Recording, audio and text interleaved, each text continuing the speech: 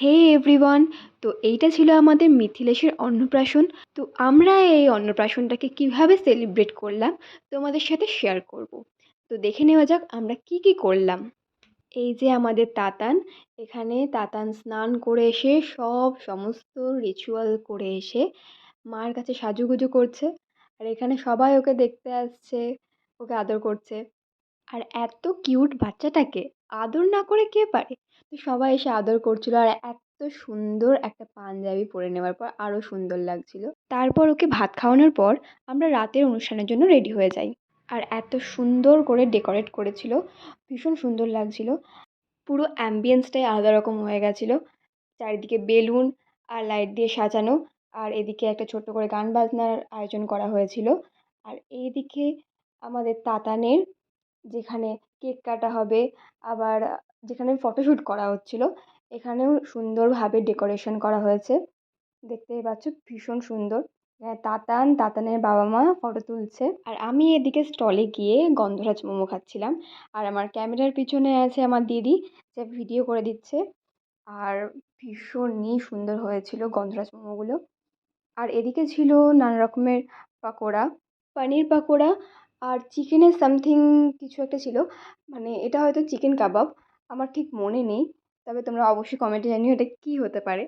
তারপর আমরা এগুলো খেয়ে ফটো তুলে ভিডিও করে আর ড্রামা করার পর চলে যাই চা খেতে। আর এই চাটা অবশ্য আমার ছিল না, মার থেকে একটুখানি নিয়েছিলাম। তারপরে আমি আর আমার দিদি যা করি, এখানে আমি ভিডিও করছিলাম, তো এখান থেকে এসে গেছে পিছনে।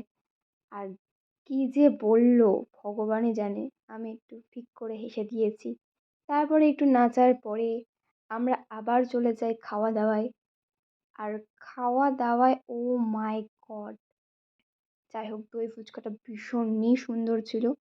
আর এইটা ছিল আমাদের সামনের গেট, মানে তাতানের অন্নপ্রাশনের সামনের গেট।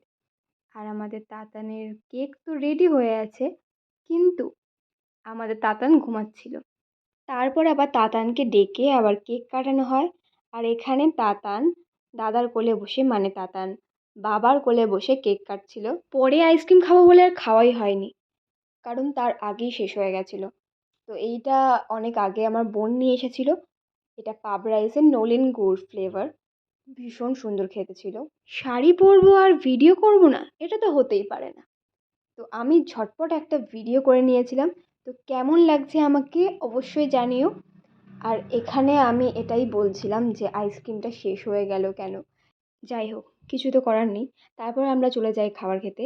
তো মেন কোর্সে ছিল ফার্স্টে পায়েস, তারপর ছিল কড়াইশুঁটির কচুরি, পনিরের একটা আইটেম, তারপর ছিল ফিশ ফ্রাই, আর তারপরে ছিল পমফ্রেট মাছের একটা আইটেম, তারপর মালাইকারি চিংড়ি মাছের অবভিয়াসলি, আর তারপর ছিল পোলাও, মাটনের একটা আইটেম, চাটনি, পাঁপড়, আর এখানে সন্দেশটা গরম করে দেওয়া, যেটা ভীষণ সুন্দর ছিল, আর বেকড রসগোল্লা, আর লাস্টে পান, যেটা আমার দিদি খাচ্ছে।